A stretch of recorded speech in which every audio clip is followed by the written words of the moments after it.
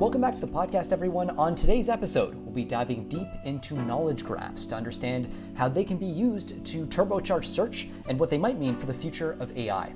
And for that, I'll be speaking to Mike Tung, the CEO of Diffbot, which is a startup that's built the world's largest knowledge graph. To do that, they've had to overcome a whole bunch of really interesting technical challenges, including becoming one of a handful of companies that actually crawls the entire web to create a massive data set of billions and billions of pages. Mike has fascinating insights into the problems with search today, what language models can and can't do, and how knowledge graphs might figure into the future of AI. And he was kind enough to share them with me on this episode of the Towards Data Science podcast.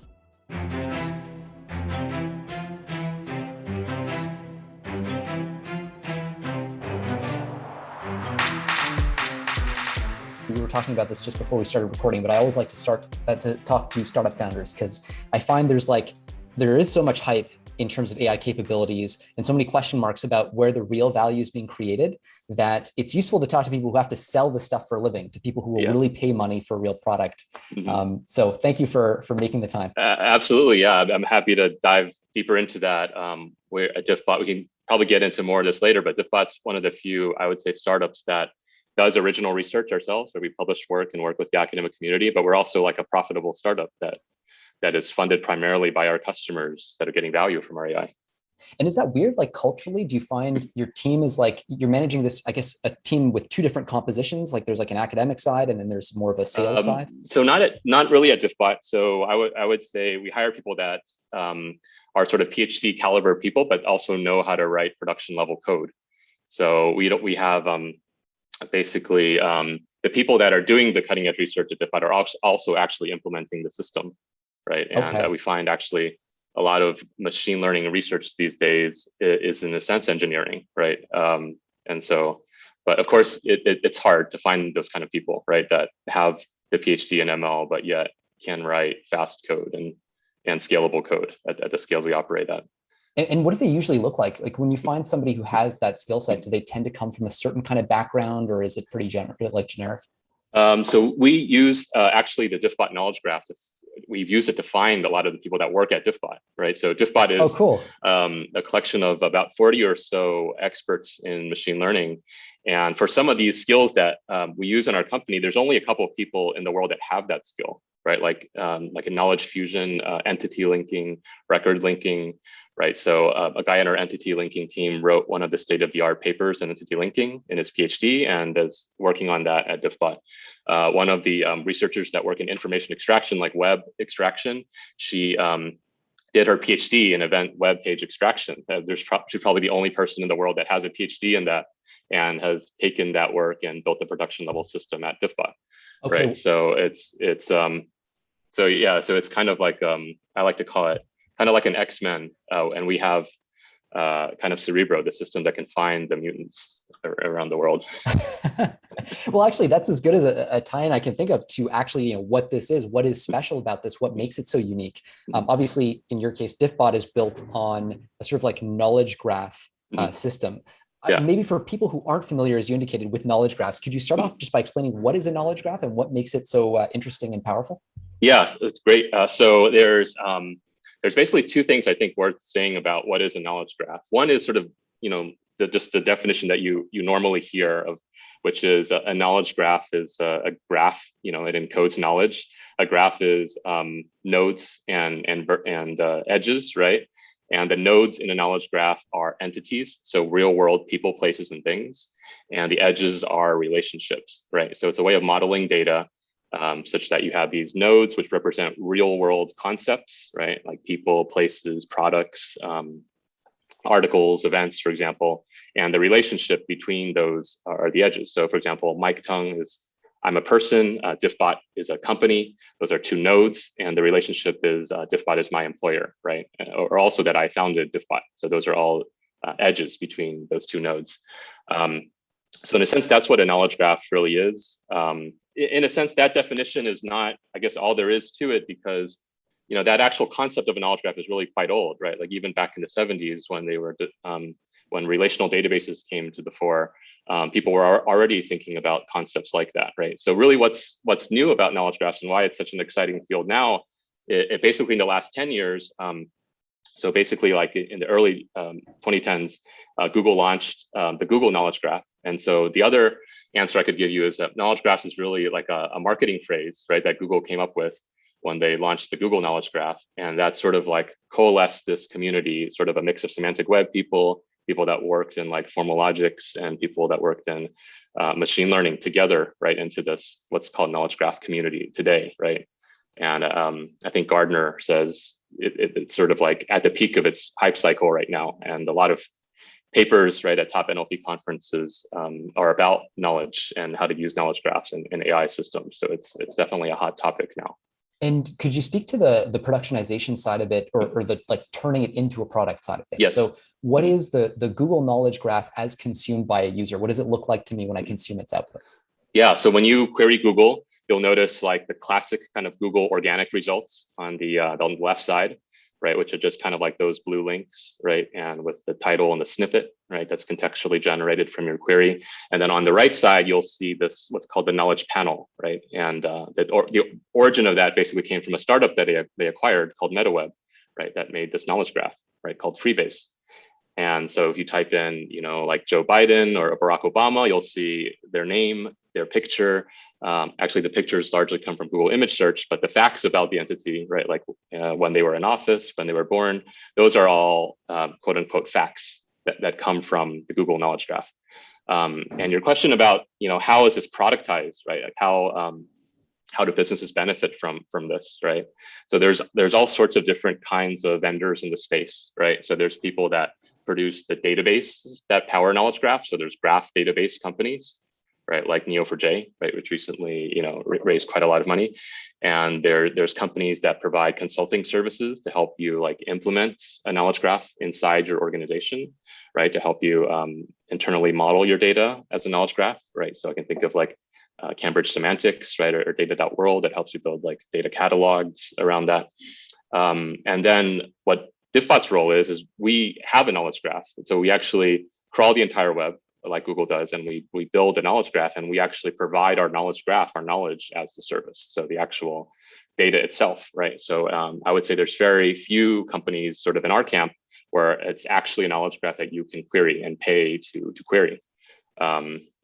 Since yes, Google has a knowledge graph API, but it's not very good, and it doesn't actually return back too much structured information.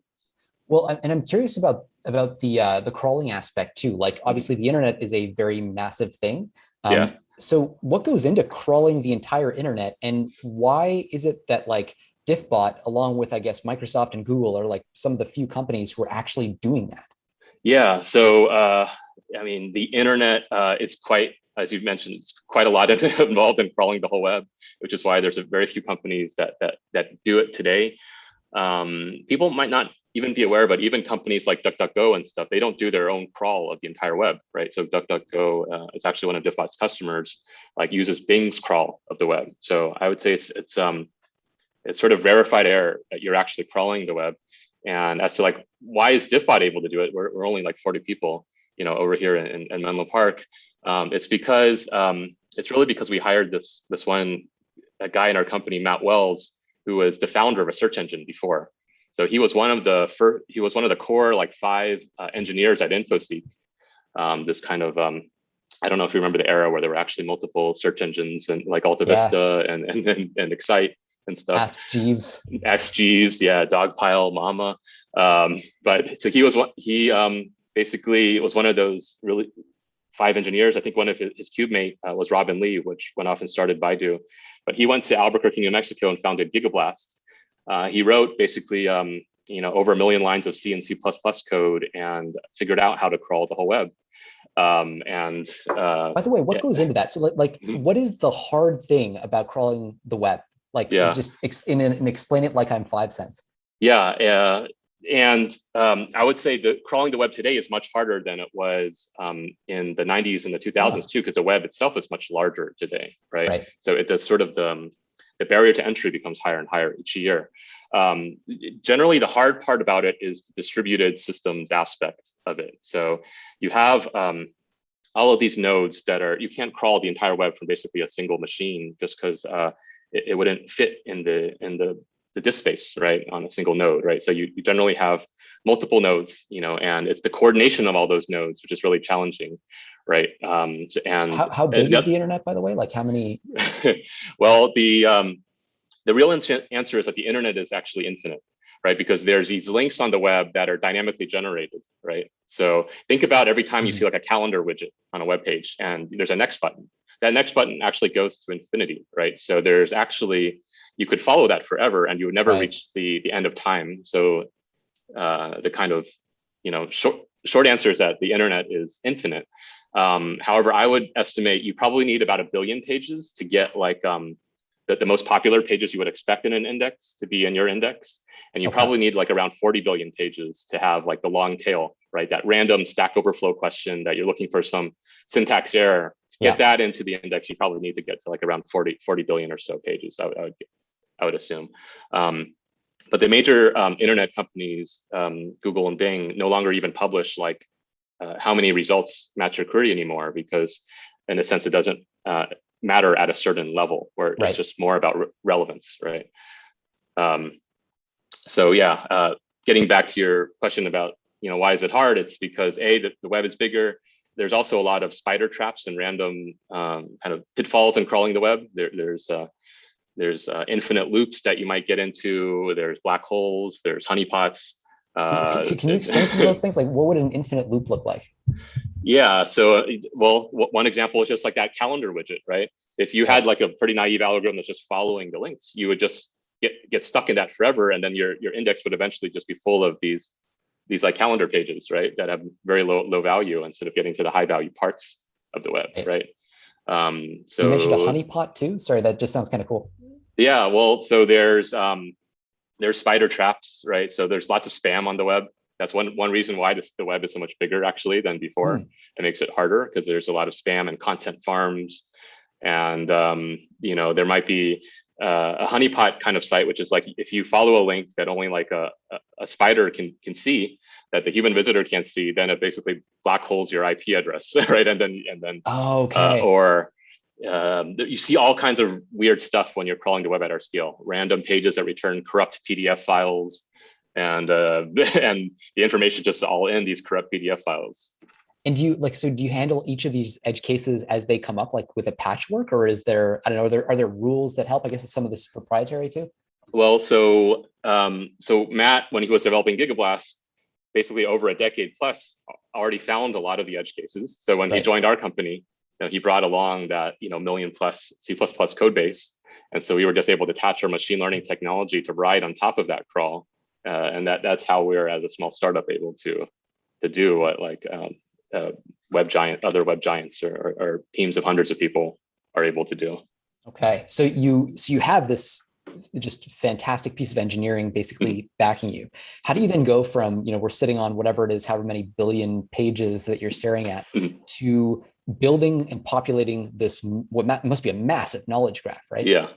Yeah, we have today the world's largest automated knowledge graph. So it's over 10 billion nodes, well over a trillion edges. And it's the only knowledge graph of its kind that's being really built without a human being in the loop, in a full end-to-end automated system. And that's at a level of production quality that we have paying customers, using it and paying us to query it. So to summarize kind of the pipeline, which happy to go more in depth into any of these things, is we crawl pages, we render those pages in a real web browser. So we have like a fork of basically Chromium, which is the rendering engine that Chrome and Safari use, that has been optimized for machine learning. So it's like 10x faster, and it dumps out all the features from the page. So we are able to see from a page, like its pixels, the RGB alpha values, the position of all the elements on the page, like what fonts, what colors they use, also the text of the page, and all the variables that the programmers use to make the page. And we're able to take those as basically a long string of this in this joint feature space and do classification. And we're able to classify, okay, is this a product page or an article page or a person page or a company page, right? Or an event page. So we have these top level types. And then we're also able to do automated extraction. So for a product, what's the price? What's the SKU? What's the MPN? And for that, do you just use a language model? Yeah, so we also, we build machine learning classifiers. We use tons of language models. That machine learning classifier uses the language as a set of features. It also uses the visualness of where it is, right? So for example, if you were to consider extracting the price of a product, right? It's not only about the language model, like what's the currency symbol, right, and what the words are around it, but also it's likely price buttons look a certain way, right? Like they're located near the shopping cart. They're even on a Japanese product page without any knowledge of the language, you could generally tell what the price is of the product. You're doing basically multimodal learning here with combining like language data with image data and maybe some other stuff too. Yes, basically our machine learning is classifying in this joint feature space, right? That includes the language, it includes the image, it also includes the structured data, like the layout information in the rendering process. Wow. And it includes the state space of the programmer variables and stuff, like what's used in the CSS and ID paths on the page. What does that architecture look like? I'm so curious, like for it to be like, or are we talking about like a transformer net of the sort that we've seen work on multimodal data at like OpenAI and other places, or something else? Well, like in most, I would say, applied machine learning systems, it's really a combination of what works best in each of those domains, right? So for language models in particular, we use large pre-trained language models that we fine tune. We also train some of those ourselves because we have a copy of the web in our data center, so we're able to train our own language models. But in a lot of handwritten features. I'd say the most popular kinds of base learners we use at Diffbot are like neural network based models, as well as gradient boosted trees, right, and random forests, like tree based models. Gotcha. So yeah, and then ensembling those two, you can usually get to the state of the art level of precision and recall.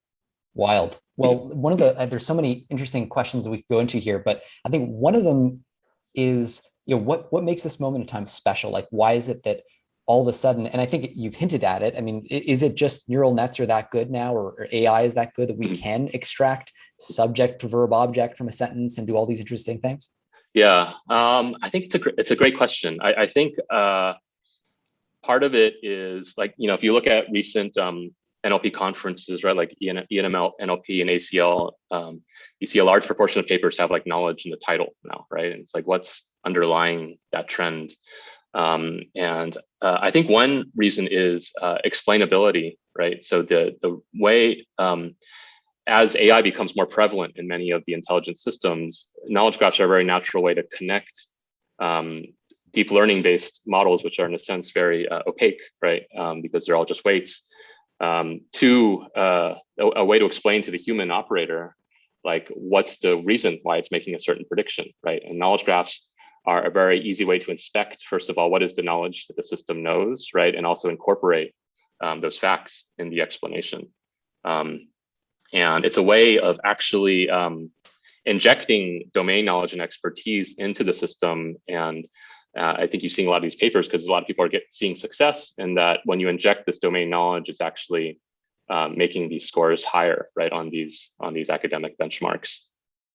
Interesting. So it's like the fact that there's renewed interest from the interpretability, explainability side of things that's now unlocked all these techniques and created a bunch of people who can implement them. Yeah, and also there's just so much you can do with just buying more GPUs, right, and training the architecture deeper. I think a few labs are just going more and more in that route, but it reaches diminishing returns at some point, right? And so that ties into a hardware question I did have as well, which is like, we know that GPUs are great for training deep neural nets.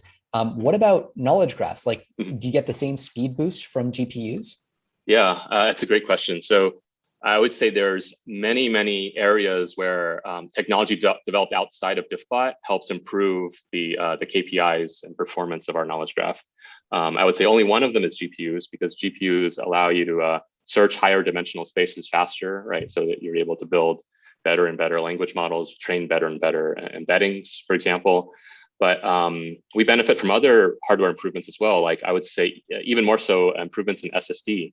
So, and buy a lot of Samsung SSDs at Diffbot, lots and lots of SSDs. We run our own data center where we crawl the web out of, and we serve the knowledge graph out of. So any kind of technological improvements in the latency of SSDs is a game changer. It means you can store more of the knowledge graph on faster media, and that it translates directly into being able to traverse the graph faster and use more of the graph when computing embeddings. It translates directly into the latency that our users perceive when they query the Diffbot knowledge graph, right? It's largely gated by the speed of those SSDs. Can you elaborate a little bit on the connection between like embeddings and the knowledge graph itself? Like I understand the kind of information extraction stage where you're pulling data, turning a sentence into an embedding and so on. But do you mean that there's a layer of that on top of the knowledge graph itself? Yeah, so there's, I think a lot of the community knows about language model embeddings, right? But then there's this other area called knowledge graph embeddings, right? So a language model embedding is basically taking text, right, and embedding that into a fixed length vector. But how do you embed a node in a knowledge graph into a vector, for example, right? So how do you embed the Joe Biden node of a knowledge graph into an embedding? That's a very popular area of research now called knowledge graph embeddings. And so we train embeddings for every node in our 10 billion node knowledge graph. And we use these embeddings in various ways. So one downstream user of the embedding is entity linking. So when we are reading information on the web, we're reading text. When we see, okay, let's say like Sam Smith mentioned in some text, we need to resolve that to an entity in the knowledge graph, right? And there's probably 50,000 Sam Smiths in the Diffbot knowledge graph. All right, so the embedding of each of those nodes is a very prominent feature used in the entity linking model, right? Another thing way embeddings are used is actually directly in querying. So if you can ask the Diffbot knowledge graph, give me all companies that are based in California that are similar to this set of entities, where this set of entities is our customer base, for example, or our portfolio companies, if we're like an investor or a VC, right? That's basically like entity similarity, right? And so the embedding of an entity is a key feature in calculating the similarity at query time to serve and answer that kind of a query. And I guess a key factor in forming those embeddings must be just like the linkages between like that node, and like the overlap between linkages of two different nodes, say, tells you something about how similar they are. Exactly. Yeah.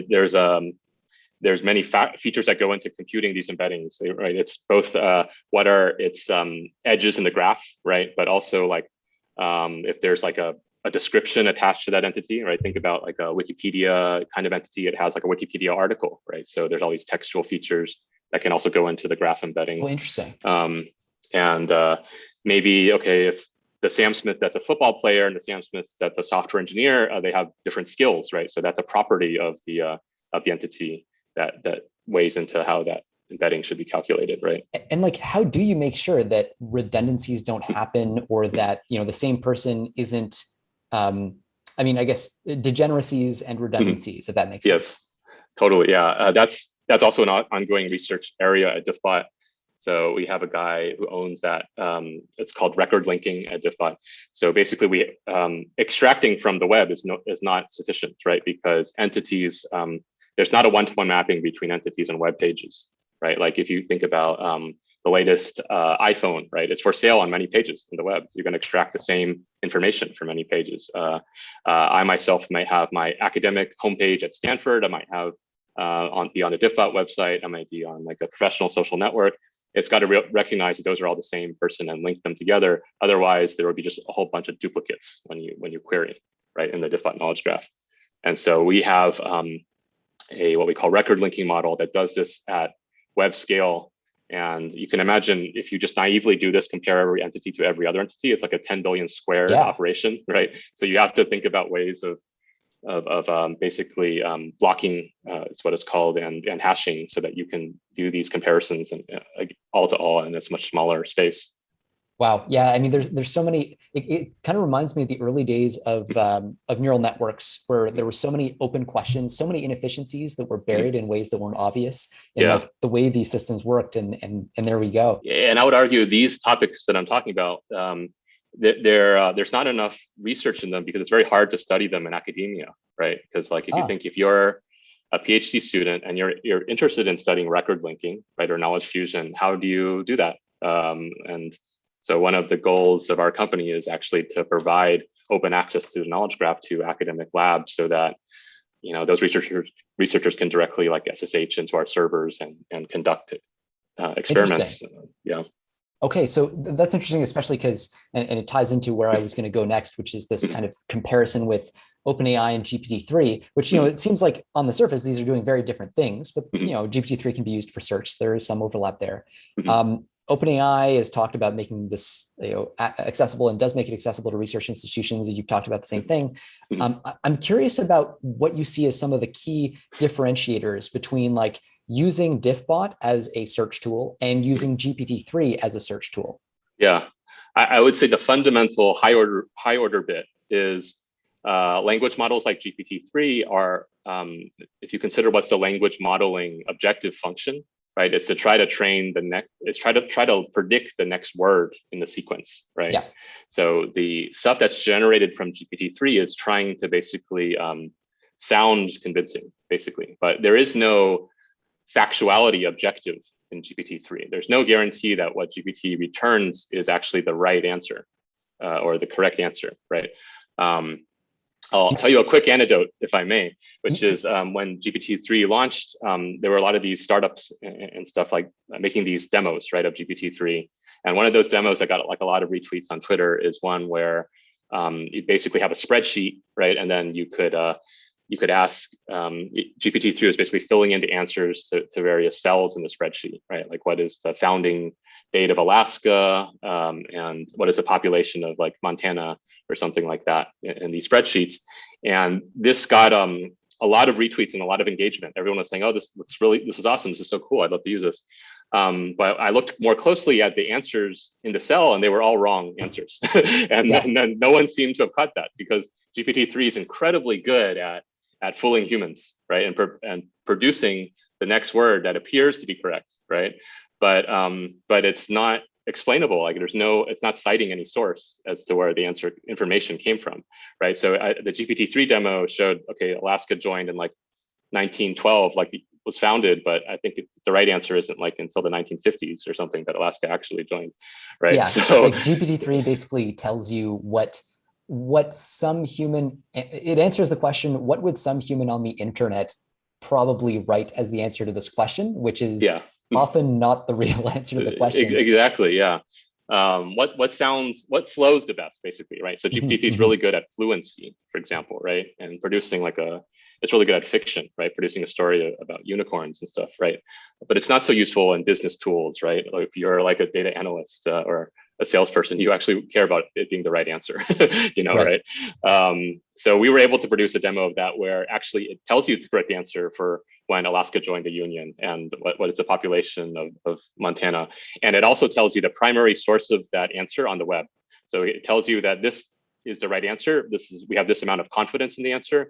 And it's according to Wikipedia, it's according to the census, it's according to this site, and we can trace it and tell you because we have the property of data provenance in our knowledge graph why we believe that's true. Where does that uncertainty measurement come from? Like, is there a simple way to explain it? Sure, yeah. So it's essentially there's a machine learning system that we call knowledge fusion, right? That's responsible for reconciling, right, different extractions, basically different facts that come from different pages, right? And so it's a machine learning model like anything else, but it also has the data provenance information. So it could tell you what are the inputs to that model, right? So like the inputs to that model were these 3 pages. So as a human, you could audit that, right? And so that metric is basically calculating what's the probability that this fact is likely to be true based on all the evidence we have. What are some of the failure modes that a system like that exhibits? Like, are there kinds of facts that it tends to get wrong and be overconfident in, for example? Yeah, the failure modes, I would say, basically is when you a fact that has very few sources, right? So something that's like in the head is very easy to get correct, right? Like when was Barack Obama born, right? There's just so many sources of that fact. There's so many reputable sources of that fact as well, right? That we calculate an origin trust for every site on the web, and that's one of the features into that input, right? But for something that's like very long tail, right? Like what is when was I born, for example, right? Where I'm not a celebrity, right? Or where is we'll see what this one startup podcast can located, do, but right? You know, something that's long tail where there's zero or no sources, then yeah, common failure mode is you don't have a high degree of confidence of that fact. And if the only source is like a stale source, right, then it's just the best it can do is kind of produce that stale data, but at least it can produce back a number that's telling the system's telling you it's not that confident, so you can calibrate that. And so that origin trust metric that you mentioned is used as an input here to decide how much to trust each source. Yes. It seems like a really interesting thing to dive into, especially because we live in the world of fake news and all that, and everybody's debating how to assess the reliability of things. What goes into that? Can you speak to that a little bit? Yeah, so it's a very active area of research as well. But I guess to sum it up, intuitively, why do we all trust like Wikipedia more than, let's say, a site that was just registered as in the Ukraine last week, that they just registered a domain name, and it's just like a WordPress blog with with like 1,000 entries. And so you can imagine the track record of the origin of producing facts that agree with the other consensus facts from other trustworthy sources. So we sort of have like a PageRank like algorithm that computes iteratively, like kind of how much we should trust in origin. And so if it has a longer track record of producing facts that agree with the consensus, then we trust that origin more, right? Oh, interesting. Okay, so this is like, unsurprisingly, I guess most search will be like this, but it is a sort of consensus biased thing because naturally that'll happen. Have you found any like interesting, I don't know, have you learned anything surprising about specific sources of truth or websites based on this metric? I think working in this area, you can get into these very deep philosophical conversations about what is truth. If everyone if we all have this shared hallucination about this one thing, then is it true or not true, right? And those are very difficult. One thing I've learned is generally, intellectually, it's really I guess appealing to get hung up on some of those cases, but in actuality, it's sort of less of an issue, and it also has to do with the nature of, I think, our customers and how people most use the Diffbot knowledge graph for business purposes. They're not asking for things that are really that subjective. They're asking for things that there's like hard objective facts, and it's sort of not as big of an issue as you might think, right? Because we're not really trying to characterize all of the different opinions or stances people have in our knowledge graph. That's just not the purpose of our knowledge graph. that's one virtue of not being Google. Yeah. Exactly. Yeah. It's funny too, because like at a certain point, people, it is of course legitimate to complain about biases and things like that in search and whatever else. But at a certain point, you do need a metric that scales well. And like consensus is one of few mechanisms we have for sense making. And it's like, that's until we have AGI, that's sort of where our internal benchmark is to be as good as a human researcher that's using a tool like Google and reading the pages that are in the search results and trying to basically synthesize what they've read into, what's the right answer. Okay, so this is why I love talking to startup founders, because you've sort of identified implicitly what not what your competition is, but what activity you're trying to make more efficient. So it really is about not replacing search, but replacing the searcher. Yes, exactly. Yeah, okay. I think one thing people should understand is Google is not actually a service that gives you the answer. It's actually more like it's more like the card catalog, if people remember those things in a library. So Google is the card catalog. It tells you pointers to basically books that you should read, but it doesn't read the books for you. You have to read all those links yourself and then come, to what you think is the right answer to your question, right? Diffbot is going a step further. We're actually reading the books, and we're actually trying to automate that mental activity of what we call research, which is combining the information from multiple sources to arrive at a structured answer. Which is why I guess measures of confidence and signaling measures of confidence is so important, So because important. unlike Google, Yes. you can't just be like, well, I gave you 10 things, and so what if like 3 of them were bad and you happen to read those? Like you're really Kind of, giving yeah. an In a answer. sense, the Google problem is easier because you return back basically a million results, right? And you just have to sort the results. Yeah. And as long as the top 10 look reasonable, then the user's kind of, it's an okay result, right? You can, it doesn't have to be the best result that's at the very top. That could be, Yeah. yeah, for it to be a reasonable return. That's really interesting, because it is its own kind of almost human machine interaction challenge on top of everything else. Is like, how do you Totally. build trust in these systems? Have you Mhm. learned anything interesting about that aspect? I wonder, like, are there ways of conveying the uncertainty in the results of these queries that work better than others, or that are pathological from the standpoint of building undue confidence? Yeah, we serve. It depends on, I guess, what kind of user of Diffbot, right? If it's like a data scientist or someone who's technical, we have those kinds of users as well. They are very comfortable with the confidence scores and Yeah. and thresholding it in a way that's appropriate for their application, right? Let's say if they are doing a trading, high frequency trading or like investment kind of applications, they might be able to tolerate some noisy data because the user of the Diffbot data is another machine learning model that's trying to make predictions, right? Whereas if it's an application where, let's say it's for sales and it's like a user-facing UI, right? And they're sort of less tolerant of noise, so maybe they might set a much higher threshold, right? Or they need some way to just differentiate, to only get the trust, the information that will work for their application, right? Because they can't complicate the interface, too much. We have some consumer applications that use Diffbot. Like there's one, a wedding planning app, Zola. So the users just paste like these product links, and Diffbot extracts the product image and price, and it built a wedding registry, right? So the person that's building the wedding registry isn't going to be looking at confidence intervals. They just want to make sure the picture's right, the price is right, and so it should only return if those fields have high confidence, and the other fields maybe don't matter because they're not used in that UI, right? It's so hard to avoid philosophy in this space. Yeah. So actually, one question I have is as well with respect to the future of this technology. Like, there's a narrative that's kind of forming. I mean, Rich Sutton with the sort of bitter lesson argument says like, okay, to get to AGI, we're going to make neural networks deeper and deeper and deeper, and we'll start combining RL with them and show them more data, and basically prosaic systems will give rise to AGI. What role do you see kind of graph databases playing like in the long-term future? Like, where do you see this stuff going? So I'm not sure if I'm an adherent to that belief that just like a combination of these prosaic systems will lead to AGI and sort of lead to a system that has its own emotions and agency and kind of desires and is like directing the system. I don't actually see too many lines of research that are like leading me to believe that's just going to naturally emerge on its own. Our kind of future roadmap of Diffbot is to produce what we call a universal factoid question answering system. So it's not a system that has emotions or agency or anything like that.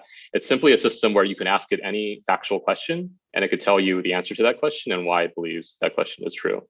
And you could pose it in natural language, right? Your own native language. So we don't think too much about like AGI, I guess, at Diffbot in general. But personally, yeah, I am interested in it. That's, I think, why a lot of us got into this field, right?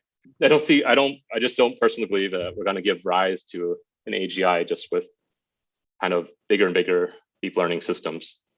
Yeah, no, and that's exactly sort of what I was curious about, because when we look at things like GPT-3, people sort of have to make a choice then of like where they think things are headed and what potential is left untapped in different areas. Yeah. Really interesting to see knowledge databases as this sort of like not counter argument to that narrative, but just like, hey, if we're not really going to get there, we're going to need other ways of doing things. Is there a way you think of using knowledge graphs as a way of doing knowledge discovery, like of creating new knowledge? Yeah. Totally. Yeah. So one future area, which, I would say we're just starting to scratch the surface of is, if you have all of this knowledge in one place, now what can you do that wasn't possible before? Right. So if you think about the Enlightenment, there were certain eras in time where it was possible for sort of all of human knowledge to fit into a single human mind, right? You have these very cross-disciplinary folks like Aristotle and stuff, right? And Leonardo da Vinci. we've now reached an era where that's no longer possible to actually contain multiple fields of knowledge in one person, right? We've reached the area of specialization. But if you can somehow build a universal knowledge graph, you can actually build a system, an artificial intelligence system that is actually possible of computing across the sum of all of human knowledge for the first time ever, I would say. And it's fascinating to think about like what kind of new discoveries would a system like that enable, right? Like, could it find new therapies or new drugs that connect disparate areas of knowledge that were not connected in a single mind before, right? Can it find, can it figure out the mapping between Eastern and Western medicine, for example, right? Which is like would be a huge undertaking, right? Or what could one system do if it read the entirety of all scientific literature, right? And it could actually, for any given query, cross-check and tell you like, okay, these are the publications that support that, and these are the publications that refute that, and here's the confidence we have in whether this particular drug might work or not work, right? Yeah, I mean, that sounds quite plausible, especially given that, you know, when you think about many, not all, but many of the biggest discoveries that we've made, especially technologies, not just science, like they have come from interdisciplinary thinking, and somebody, you know, like a physicist stumbling into biology or chemistry saying, hey, you know, you should try applying this principle or whatever. That seems like a kind of knowledge creation that this system would be very capable of. Yeah, I totally agree with that. Like a lot of, I would say at Diffbot, I come from a family of basically biologists, and my family works in biotech. And so early on, I studied computational biology and analyzing protein sequences. And we use those kind of techniques to analyzing web pages at Diffbot. And I think I wouldn't have thought of that if I didn't come from that background. Yeah, the web page, a PhD is basically like a ribosome. It's submitting basically a sequence, from some source code. But it's we are also one of the first to really pioneer treating web page extraction as a computer vision task, right? Doing this multimodal form of extraction, which someone who's only in like a single field might not have naturally like arrived at that, right? Yeah, which is also something that I found really interesting, given I'm trying to remember if it was OpenAI Codex or anyway, some AI system that basically like reads websites by parsing the DOM. And in your case, you're explicitly choosing not to do that. Or I guess you are, but you're using like the pixels and the. We're using more than that, yeah. So it's like it includes the DOM, but also more. It's like a joint feature space that includes all that, as well as the actual state of like the JavaScript V8 runtime engine and all of the HTTP headers and all that. Wow. Yeah, that does sound like a grotesquely large engineering challenge. It's fascinating. Yeah. So what are some of the things in graph databases that you're excited about, like that are on the horizon, the sort of research questions that seem like they're the most tractable right now? Well, one we sort of mentioned, which is like graph embeddings, right? So I don't think we've come up to the right algorithm for graph embeddings like we have for language model embeddings yet. So I think the academic community is still, which presents a huge opportunity, right? Because we haven't found sort of like the equivalent of like, here's the neural network for this space yet.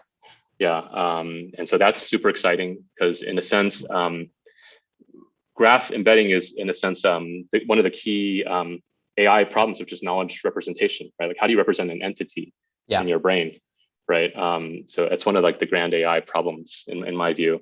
Another big one I would say is knowledge fusion. So we don't yet have a grand unified theory of knowledge fusion. And I used to work in self-driving. Like knowledge fusion? Yeah, so knowledge fusion is basically, you view the internet as the world's largest sensor. Every web page is a signal, basically a source of information. And knowledge fusion is fusing those signals to arrive at truth. Like what are the facts? Okay. Right. And so that's a machine learning problem. It's pretty well defined, but there is no well-defined, or I would say consensus method of fusing information to arrive at that. I can give you a contrast. So in the area of like self-driving cars, for example, where you're fusing like LiDAR and the cameras and radar and stuff, I would say there's more mature models and means of fusing various different disparate kinds of sensor data, right? You have like some theory there, right? Like Kalman filters, for example, right? But in knowledge fusion, when let's say okay, what's the birth date of a person, or like how tall is this entity, or like, you know, Yeah. you have different data types. Some are booleans, some are strings, some are floats. And what's a unified way of fusing all those different like types together to arrive at a consistent estimate of the probability of the truth, right?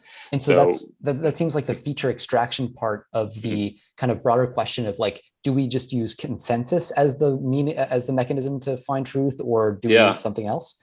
So consensus is like only one way of doing it, but then there's other forms. So for example, if on a website it said Mike Tung lives on the planet Venus, for example, let's say it said that on a website, right? Yeah. Now you can't use consensus because there's nothing that's refuting that directly, really. But we can use ontological reasoning. So we know Mike Tung works at Diffbot. Diffbot is based in California. California is in the United States on the planet Earth.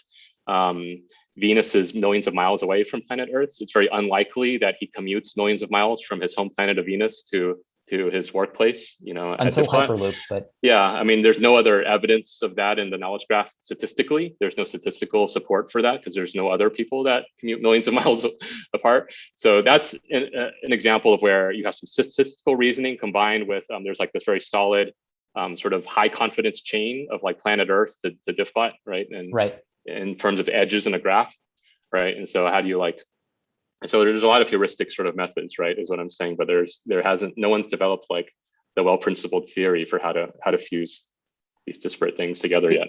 It kind of feels like, you know, you quickly hit philosophical bedrock, like looking into these things, because ultimately it's not, you can have a conversation that sounds like it's about ontology, but in reality, it's about epistemology. It's like, it sounds like, in other words, you know, for people who aren't like philosophical nerds, like it sounds like you're talking about the way things are rather than the way you find out how things are, which is the kind of deeper question and the bigger challenge, I guess.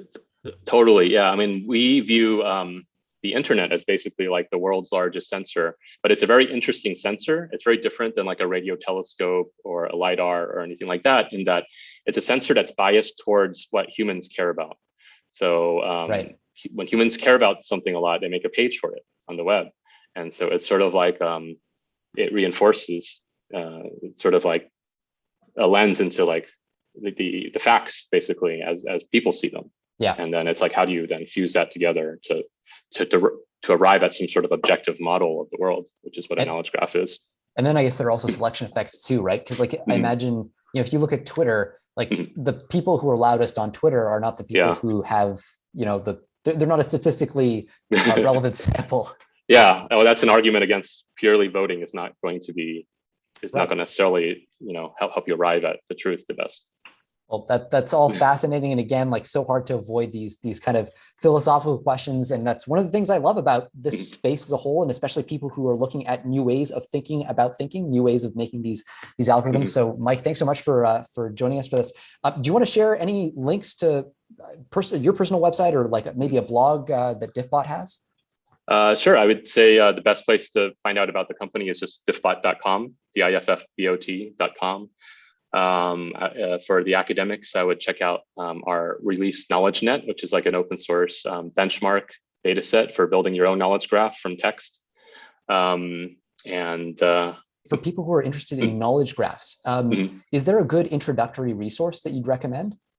Yeah, I could send you a link to there's like a pretty good survey paper on knowledge graphs. Oh, cool. Yeah, okay. That I could direct folks to. There's also the Knowledge Graph Conference, which I think brought a lot of the community together, which, you know, I spoke at in the past before. And there's also been a Stanford sort of graduate course on knowledge graphs that had a lot of good speakers and videos. That's good. It's a good starter resource too for folks. Fantastic. All right. Well, exciting times ahead in this space. And thanks so much for sharing all your thoughts about this. Yeah, I had a lot of fun, Jeremy. This has been a great conversation.